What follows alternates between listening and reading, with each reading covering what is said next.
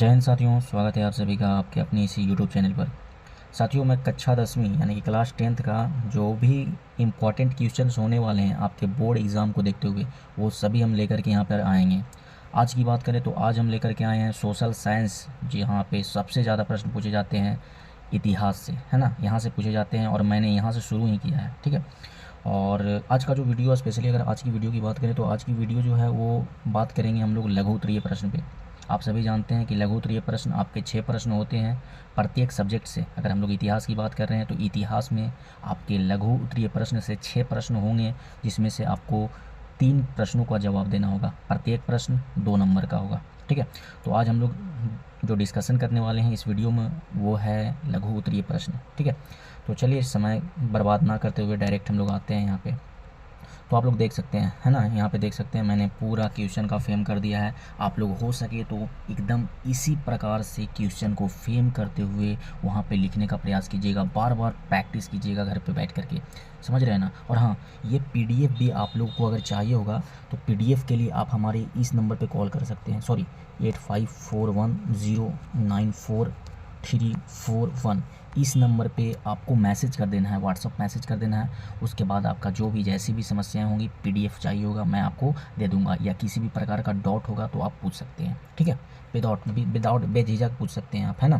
तो चलिए हम लोग शुरू करते हैं, देखते हैं कि प्रश्न कैसे कैसे हैं और उसको कैसे फ्रेम किया जा सकता है। ठीक है। हाँ, एक बात ध्यान रखिएगा, क्वेश्चन सोशल साइंस की जो होती है बोर्ड एग्ज़ाम की, वो आप लिखता सब कोई बच्चे हैं, है ना, सभी बच्चे लिखते हैं। लेकिन आपको ध्यान देने वाली जो बातें आपके लिए है, यहाँ से सीखना जो है वो है फ्रेम। क्वेश्चन को कैसे लिखना है, कहाँ से शुरू करना है, कैसे करना है ना। बाकी यहाँ पे मैंने क्वेश्चन लिखा है और बाकी मैं आपको अंडरलाइन करके बताता चलूँगा। ठीक है। तो चलिए आते हैं, हम लोग देखते हैं पहले हम लोग डायरेक्ट आते हैं क्वेश्चन पे, है ना। देखिए पहला क्वेश्चन क्या कर रहा है, वियना कांग्रेस की 2 उपलब्धियों को लिखें। काफ़ी शानदार प्रश्न है, बार बार एग्जाम में पूछे गए हैं और आगे भी आने की संभावनाएं सबसे ज़्यादा है ना।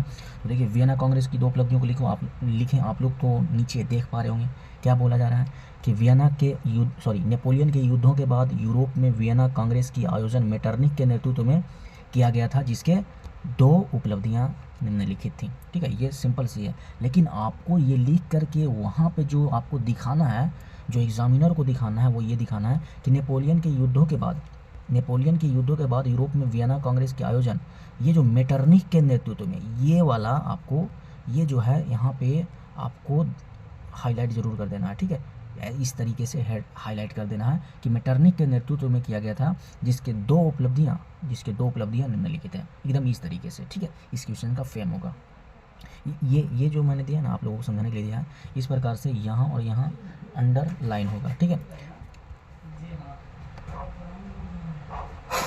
ठीक है, यहाँ अंडरलाइन होगा। और अब हम लोग यहाँ पे लिखेंगे इसकी 2 उपलब्धियाँ कौन कौन सी थी।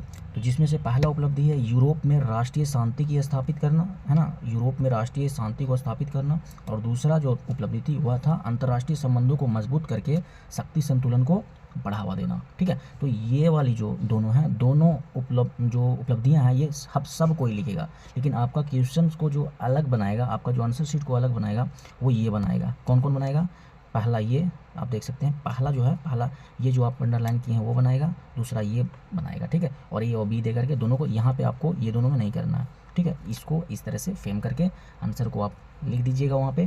तो आपका जो एग्जामिनर है फुल मार्क्स देगा, है ना। बस एग्जामिनर को दिखना चाहिए कि आप क्या लिखे हैं। समझ रहे हैं बात को। चलिए, अभी शुरुआत का क्वेश्चन हम लोग डील कर रहे हैं, तो हमको थोड़ा सा ज़्यादा आप लोगों को समझानी पड़ रही है, लेकिन मुझे उम्मीद है जैसे जैसे हम लोग आगे बढ़ेंगे वैसे वैसे आप सभी धर लेंगे, है ना। चलिए नेक्स्ट क्वेश्चन हम लोग देखते हैं। देखिएगा, थोड़ा गौर से देखिएगा। नेक्स्ट क्वेश्चन क्या बोल रहा है? नेक्स्ट क्वेश्चन बोल रहा है जर्मनी के एकीकरण में बाधाएं क्या थी, है ना, बाधाएं क्या थी। तो हम लोग क्वेश्चन का शुरुआत करेंगे। तत्कालीन समय में बिस्मार्क के समक्ष जर्मनी के एकीकरण में ऑस्ट्रिया के अलावा निम्न बाधाएं भी थी। और सभी जो आपके जो कंपटीटर होंगे वो कैसे लिखेंगे? वो लिखेंगे जर्मनी के एकीकरण में निम्नलिखित बाधाएं थी और अपना लिखना शुरू कर देंगे। लेकिन आप लोगों को ऐसे नहीं शुरू करना है। ठीक है, आप लोगों को इस तरह से लिखना है कि तत्कालीन समय में बिस्मार्क के समक्ष जर्मनी के एकीकरण में ऑस्ट्रिया के अलावा निम्न बाधाएं थी।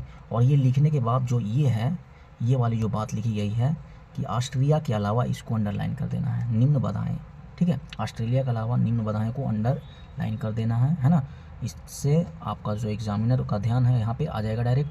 और उसके बाद जो भी ये 4 पॉइंट मैंने लिखे हैं, आप लोग पढ़ पा रहे हैं, ये 4 पॉइंट लिखे हैं, इसमें से कम 3 वो लिख करके चले आना है ना। देखिए कौन कौन कारण थे, मतलब बाधाएँ में और क्या क्या थी। तो जिसमें पहला हम लोग देखे हैं कि जर्मनी जो था राजनीतिक रूप से, एक मिनट, है ना, इसमें जो पहला हम लोग देखे हैं बाधाओं में, जर्मनी राजनीतिक रूप से विभाजित था। हम लोग पढ़े हैं कि जो जर्मनी था वो छोटे छोटे टुकड़ों में, है ना, बटा हुआ था। दूसरा जो हम लोग देख सकते हैं बाधाओं में, वो था विदेशी हस्तक्षेप की बारंबारता, मतलब कि जो विदेशी लोग थे उस पर राज करने के लिए बार बार वहाँ पे पहुँच जा रहे थे।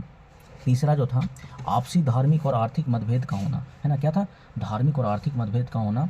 और चौथा जो था वहाँ के राष्ट्रवादियों के अलग अलग उद्देश्य का होना, यानी कि जो वहाँ पे लड़ रहे थे जर्मनी के एकीकरण के लिए, वो अपना अपना अलग अलग चाह रहे थे। वो चाहता था कि मेरा नाम हो जाए, वो चाहता था कि मेरा नाम हो इसमें कि हमने दिया है।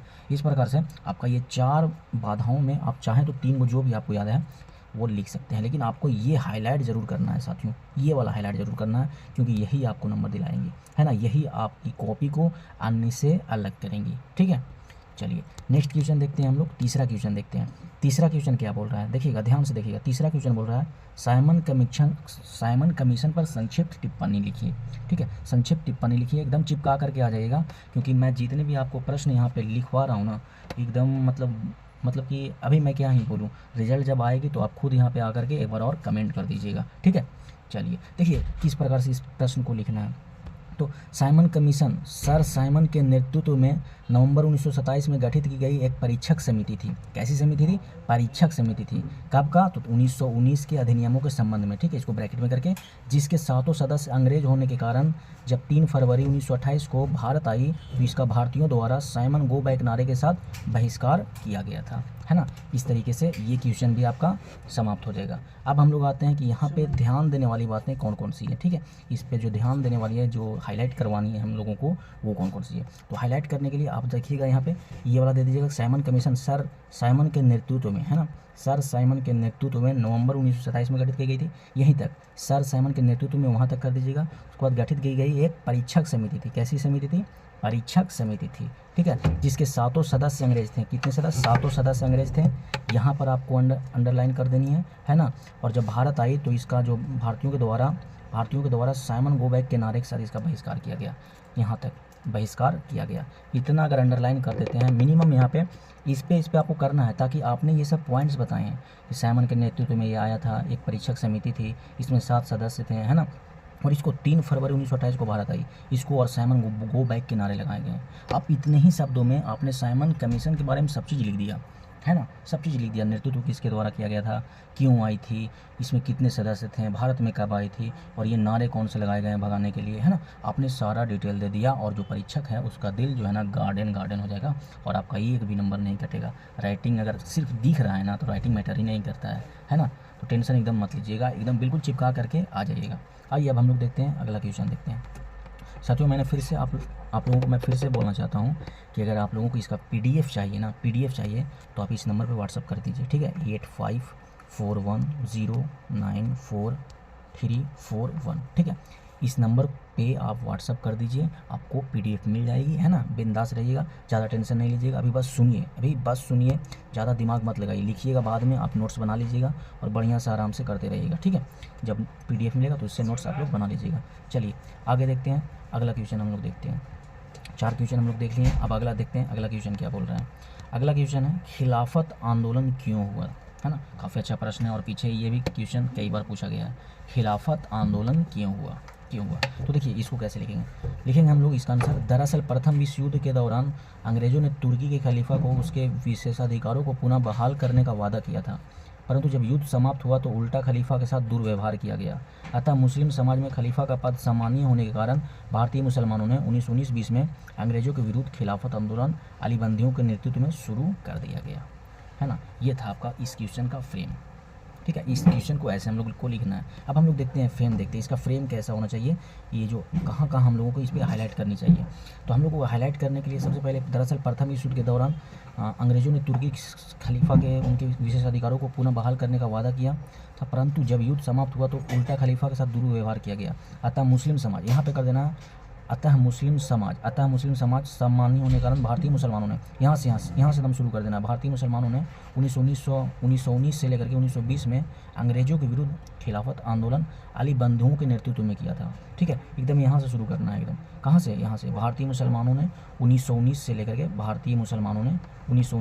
के 20 में अंग्रेजों के विरुद्ध खिलाफत आंदोलन अली बंधुओं के नेतृत्व में किया गया था। ठीक है, अली बंधुओं के नेतृत्व में किया गया था। अगर इसको लिख करके और यहाँ से यहाँ तक आप अंडरलाइन कर देते हैं तो मुझे पूरा भरोसा है कि ये क्वेश्चन पूरी तरीके से परफेक्ट हो जाएगी। एग्जामिनर के लिए आपको 2 नंबर देने में कोई हिचकिचाहट नहीं होने वाली है। ठीक है, कोई हिचकिचाहट नहीं होने वाली है। अच्छा, आप लोग टेंशन नहीं लीजिएगा। कहीं कहीं आपका जो जैसे बिहार बोर्ड का बुक देखें तो खिलाफत आंदोलन को 1920 मानता है ना, कि 1920 में हुआ था, लेकिन एनसीईआरटी माने या बड़ी बड़ी जो बुक हैं उनकी माने तो 1919 मानता है। तो हम लोग दोनों यहाँ पे दे दिए हैं कि 1919 1920 है ना, तो टेंशन नहीं लेना। इस प्रकार से हम लोग ये क्वेश्चन को डील करके आगे बढ़ जाएंगे। ठीक है, अब देखते हैं अगला क्वेश्चन। अगला क्वेश्चन क्या बोल रहा है? अगला क्वेश्चन को भी गौर से देखिएगा। अगला क्वेश्चन बोल रहा है इटली के एकीकरण में मेजनी का क्या योगदान था। काफ़ी शानदार प्रश्न है। इटली के एकीकरण में मेजनी का क्या योगदान था? काफ़ी ज़्यादा अच्छा प्रश्न है। ठीक है, सारे प्रश्न अच्छे हैं और सारे प्रश्न जो आने की जो संभावनाएं हैं ना सबसे ज़्यादा है, तो टेंशन नहीं लेना है। ठीक है, तो देखिए शुरू कैसे करना है, एकदम ज़बरदस्त तरीके से फ्रेम करके मैं बता रहा हूँ यार। इटली के एकीकरण में गैरीबाल्डी, विक्टर इमैनुअल और कॉन्ट कॉउर के अलावा मेजनी ने भी महत्वपूर्ण भूमिका निभाई थी। देखिए साथियों, एकदम इसी तरीके से इस क्वेश्चन को शुरू कीजिएगा। एकदम इसी तरीके से अगर इस तरह से शुरू कीजिएगा तो एकदम मैं पूरा बोल सकता हूँ 110% कि जो एग्जामिनर होगा ना उसके दिमाग पे एकदम पॉजिटिव असर जाने वाली है। क्योंकि सभी जैसे ये क्वेश्चन है ना, जैसे सभी कैसे लिखेंगे, जो अन्य कॉपियाँ होंगी हमारे अलावा, जो जिनको नहीं पता होगा, जो हमारी वीडियो नहीं देखा होगा, वो कैसे लिखेंगे। जैसे क्वेश्चन है इटली के एकीकरण में मेजनी के क्या योगदान थे, तो वो सीधे लिखेगा इटली के एकीकरण में मेजनी के निम्नलिखित योगदान थे। यहाँ से करके वो शुरू हो जाएगा। लेकिन आप ये वाला लिखेंगे ना कि इटली के एकीकरण में गैरीबाल्डी, विक्टर इमैनुअल और कॉन्ट कॉउर के अलावा मेजनी ने भी महत्वपूर्ण भूमिका निभाई थी। और इसको इस तरह से अंडरलाइन कर दीजिएगा ना साथियों, इस तरीके से गैरीबाल्डी, विक्टर इमैनुअल और कॉन्ट कॉउर के अलावा मेजनी ने भी महत्वपूर्ण भूमिका निभाई थी। और यहाँ से आगे शुरू कीजिएगा तो एकदम यहीं शुरुआत में ही एकदम दिल जीत लीजिएगा आप लोग एग्जामिनर का। और एग्जामिनर थोड़ा मोड़ा कहीं गलती भी होगी ना पूरी कॉपी में तो वो देख लेगा। ठीक है, टेंशन आपको नहीं लेनी है। और ये लिख करके ये शुरू करके और फिर तब हम लोग को करना है कि इटली के एकीकरण में, यानी कि मेजनी का इटली के एकीकरण में योगदान है ना, निम्नलिखित योगदान थे या मेजनी का इटली के एकीकरण में योगदान लिख करके डैश दे करके और नीचे से देख रहे हैं ना, नीचे से ये लिख करके और शुरू कर देना है। तो आप सभी जानते हैं कि जो सबसे पहले वो कार्बोनरी संस्था का गठन किया था, यंग इटली का वो स्थापना किया था, यंग यूरोप का उसने स्थापना किया था। तो मैंने इतना आपको डिटेल में लिख दिया है, तो मतलब लिख दिया है। आप लोग चाहें तो लिख सकते हैं, नहीं तो आप कम से कम कार्बोनरी संस्था का स्थापना किया। ठीक है, यंग इटली का स्थापना किया 1831, यंग यूरोप का स्थापना किया 1834। इतना कम से कम आप लोग लिख करके आ जाइएगा। और अगर आप लोगों को याद रहता है तो ये भी लिख सकते हैं। क्या लिख सकते हैं कि एक गुप्त दल कार्बोनरी संस्था का स्थापना किए जो अपने अभियानों में छापेमारी युद्ध तकनीक का प्रयोग करते थे। कौन? मेजनी, है ना, क्योंकि यहाँ पे हम लोग ऑलरेडी यहाँ पे लिख चुके हैं कि मेजनी के जो है इटली के एकीकरण में योगदान। तो एक गुप्त दल कार्बोनरी संस्था का जो है स्थापना किए जो कि अभियानों में अपने क्या करता था, छापेमारी युद्ध तकनीक का उपयोग करता था। दूसरा क्या है, दूसरा बी में तो यंग इटली का स्थापना किए ताकि इटली के वासियों को एकजुट किया जा सके। तीसरा क्या किए थे वो काम, यंग यूरोप की स्थापना किए कब, 1834 में, ताकि संपूर्ण यूरोप को एकता के सूत्र में संगठित किया जा सके। ये थे आपके मेजनी के इटली के एकीकरण में योगदान। और इतना करके आप लोग बिंदास तरीके से आप लोग क्वेश्चन को एंड कर सकते हैं। ठीक है, तो देखिए मैं एक बार फिर से इस प्रकार से एग्जामिनर को जब उनके दिमाग पे कम लोड पड़ेगा कॉपी चेक करने में तो नंबर उतना ही ज़्यादा वो देते हैं, है ना, यानी फुल मार्क देंगे यहाँ पे 2 में 2। समझ रहे हैं बात को। तो साथियों ये थे आपके आज के जितने भी प्रश्न थे, 6 प्रश्न थे। 6 प्रश्न में आपको 3 प्रश्न डील करनी होती है। और मुझे उम्मीद है कि इन 6 प्रश्नों को आप लोग को समझने में कोई दिक्कत तो हो ही नहीं होगी, है ना। आप लोग क्लास भी कर रहे हैं, रेगुलर बेसिस पे मेहनत भी कर रहे हैं आप लोग हमारे साथ, है ना, तो टेंशन नहीं होगी, है ना। तो 6 में से 3 को कोई भी आप डील कर दीजिएगा जो भी आपको आसान लगे। लेकिन याद रखना है क्वेश्चन अनथाई जैसे तैसे नहीं लिखना है ना, जैसे तैसे नहीं लिखना है। बढ़िया से हमने जिस प्रकार से आपको फ्रेम करके बताया है उस प्रकार से आपको लिख देनी है। ठीक है, तो मैं उम्मीद करूंगा कि आप लोगों को कोई दिक्कत नहीं हुआ होगा। और अगर किसी प्रकार का दिक्कत हो, हाँ थोड़ा सा आवाज़ के लिए दिक्कत हो सकती है, उस पर काम कर दिया जाएगा। ठीक है, टेंशन नहीं लीजिए। और बाकी मिलते हैं अगले वीडियो में अन्य सब्जेक्ट को लेकर के, है ना, टेंशन नहीं लीजिए। चलिए, जय हिंद।